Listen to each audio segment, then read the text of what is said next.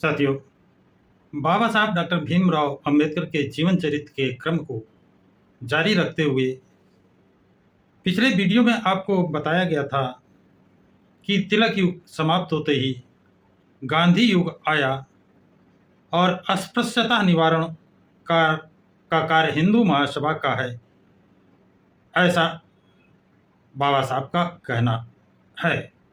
भारत मंत्री मॉन्टेग्यू से मुलाकात पर डॉक्टर अंबेडकर को मुंबई का विधानमंडल का सदस्य बनाना चाहता था। इस संपूर्ण प्रकरण की जानकारी पत्र द्वारा छत्रपति साहू जी महाराज को डॉक्टर अंबेडकर दे चुके हैं। साथियों, आज के वीडियो में आप लोगों को मुख्य रूप से लंदन टाइम्स के संपादक से डॉक्टर अंबेडकर की दोस्ती हुई, इस संबंध में बताएंगे। साथ ही साथ 1919 का जो एक्ट पास हुआ था, उसके तहत जो कानून बने थे, उन कानूनों में अस्पृश्यों को क्या हक अधिकार मिले हैं, इसके विषय में मुख्य रूप से बताऊंगा। छत्रपति साहू जी महाराज से डॉक्टर अंबेडकर ने आर्थिक सहायता कितनी मांगी थी, इसके विषय में भी जानकारी देंगे। तो साथियों, जब डॉक्टर अंबेडकर लंदन में थे तो लंदन टाइम्स के संपादक के साथ कहते हैं कि मेरी दोस्ती हो गई। अस्पृश्यों की शिक्षा के बारे में एक लेख का कतरन उन्होंने जो लेटर छत्रपति साहू महाराज को भेजा था, उस कतरन उसमें उन्होंने भेजा है। यह लेख इस लेख के साथ भेज रहा हूँ, यानी लेख जो भेजा है, पत्र जो भेजा है छत्रपति साहू जी को, उसी के साथ वो पेपर की कतरन भी भेजी है। यह लेख लिखने के लिए मैंने उसे विवश किया है। बड़ी बात, वो लिखना नहीं चाहता था, लेकिन मैंने विवश किया है, उसको लिखना पड़ा। अब आगे कहते हैं, 1919 के कानून के अनुसार राजकीय मानचित्र में अस्पृश्यता का प्रथमता उल्लेख होकर उन्हें पार्टी विधानमंडल में प्रतिनिधित्व प्राप्त हुआ। बहुत बड़ी बात, 1919 में कहा विधानमंडल में रिप्रेजेंटेशन, प्रतिनिधित्व प्राप्त हुआ। केंद्रीय विधानमंडल के सरकार में नियुक्त 14 सदस्यों में से अस्पृश्य वर्ग के प्रतिनिधि 14 सदस्यों में से एक अस्पृश्य वर्ग का प्रतिनिधि, यानी एक प्रतिनिधि केंद्रीय विधानमंडल में नियुक्त हुआ। ये 1919 की थे। इसके अलावा मध्य प्रांत के विधानमंडलों में 4 प्रतिनिधि, बंबई प्रांत के विधानमंडल में 2 प्रतिनिधि, बंगाल और उत्तर प्रदेश में 1-1 प्रतिनिधि, मद्रास में 9 प्रतिनिधि। इस तरह अस्पृश्यों को प्रतिनिधित्व प्राप्त हुआ। ये बहुत बड़ी बात, जहां अस्पृश्यों को लोग पास नहीं पढ़ने देते थे, पढ़ने नहीं देते थे, छूने नहीं देते थे, उनको प्रतिनिधित्व प्राप्त हुआ। वो अपनी बात रखेंगे, करेंगे और साथ में बैठेंगे। अस्पृश्यों के लिए शासन सत्ता में साझेदारी अथवा प्रतिनिधित्व मिलना बहुत बड़ी बात थी। लंदन विश्वविद्यालय में डॉक्टर अंबेडकर का अध्ययन अब समाप्त ही होने वाला था। Provincial decentralisation of imperial finance in British India विषय लेकर 1921 के जून में हुए MSc परीक्षा उन्होंने उत्तीर्ण की। 4 सितंबर 1921 में डॉक्टर अंबेडकर ने छत्रपति साहू जी महाराज को एक पत्र लिखकर 200 पाउंड भेजने की विनती की। करंट चालान का भाव गिरने से वहां उन्हें पैसे की कमी महसूस हुई थी। छत्रपति साहू जी को उन्होंने आश्वासन दिया कि भारत वापस लौटने पर ब्याज सहित रकम लौटा दूंगा। श्री दलवी के कहने से मैं ये विनती कर रहा हूं और वो अनुचित नहीं होगी। यह आशा उन्होंने उस पत्र में व्यक्त की थी। महाराज की तबीयत ठीक होगी, ऐसी आशा व्यक्त कर अपने पत्र के अंत में लिखते हैं, हमें आपकी बहुत ज़रूरत है, क्योंकि भारत में जो बड़ा आंदोलन सामाजिक लोकतंत्र की दिशा में प्रगति कर रहा है, उसके आधार स्तंभ आप ही हैं। डॉक्टर अंबेडकर ने डॉक्टर ऑफ साइंस उपाधि के लिए लिखा हुआ रुपए की समस्या, द प्रॉब्लम ऑफ रूपी प्रबंध लंदन विश्वविद्यालय को 1922 की प्रथम तिमाही में प्रस्तुत किया। इस समय डॉक्टर अंबेडकर बैरिस्ट्री की परीक्षा उत्तीर्ण हुए। उपयुक्त प्रबंध लिखने में व्यस्त होने की वजह से बैरिस्टर की परीक्षा के लिए उन्हें उससे पहले बैठना संभव नहीं हुआ।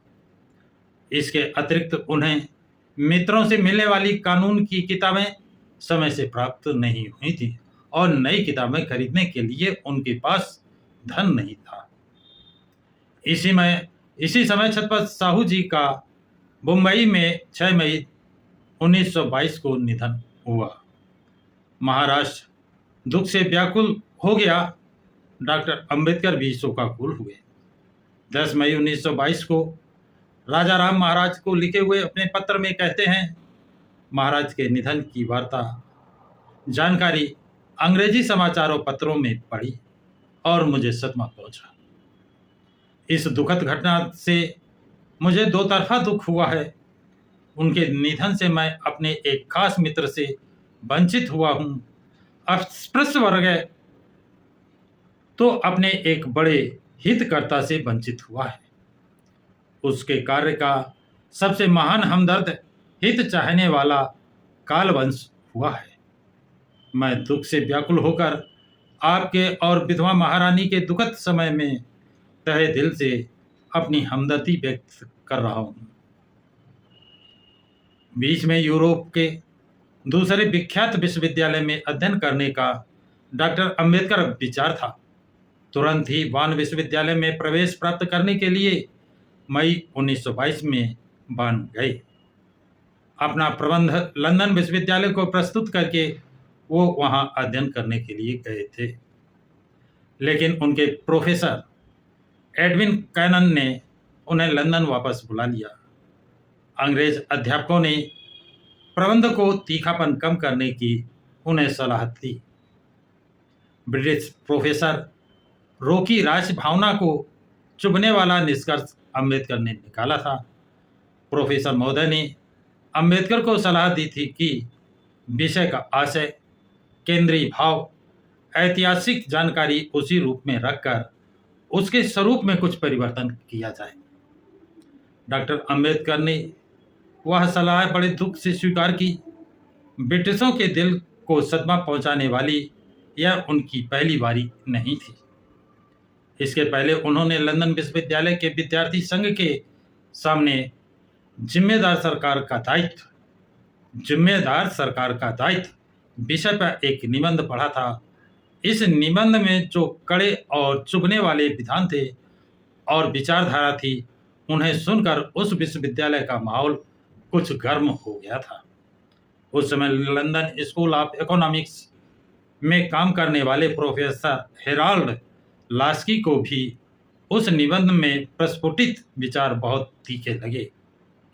अंग्रेज खुफिया आरक्षकों के मन में जो संदेह निर्माण हुआ था कि डॉक्टर अंबेडकर भारत के क्रांतिकारी गुट के मत के होंगे, वह इसी कारण दुगना हो गया है, यानी वो शक और बढ़ गया, दुगना हो गया है, क्योंकि लाला जी के साथ उनका अमेरिका में संपर्क हुआ था।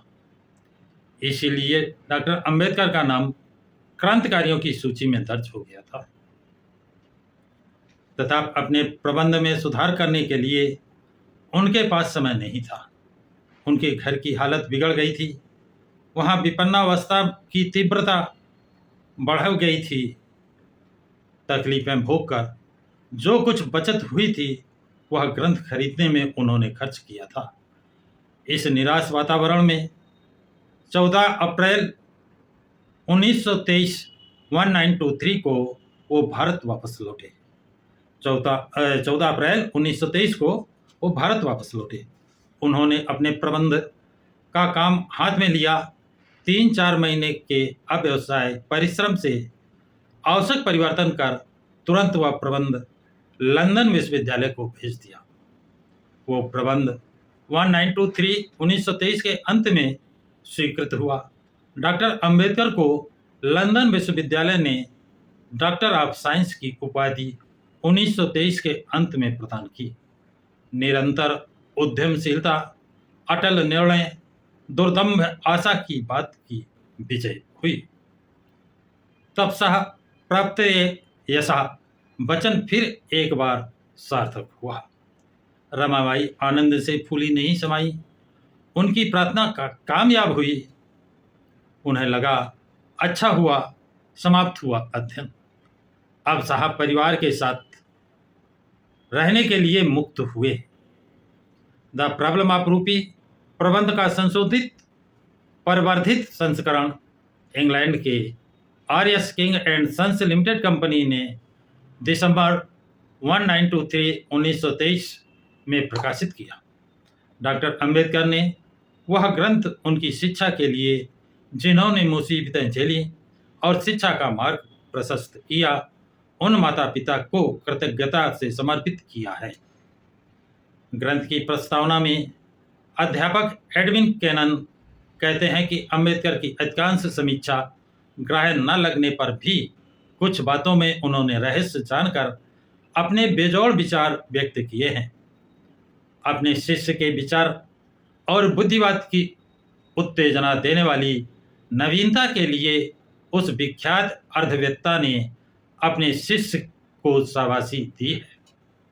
प्रस्तुत ग्रंथ में ब्रिटिश राज्यकर्ताओं ने रुपए की मात्रा पाउंड के साथ ब्रिटिश व्यापारियों के हित की दृष्टि से कैसी सुविधाजनक बिठाई थी और भारतीय लोगों की कैसी अपरिमित हानि की थी, उस पर वित्तवेत्ता डॉक्टर अंबेडकर ने विचार कर प्रकाश डाला था।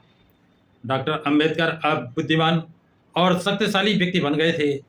3 विश्वविद्यालयों में उन्होंने ज्ञान प्राप्ति के लिए तपस्या की थी। अर्थशास्त्र, समाजशास्त्र, मानवशास्त्र, धर्मशास्त्र, विधि शास्त्र, राजनीति शास्त्र, इतिहास का संभार उन्होंने अपनी पीठ पर बांध रखा था।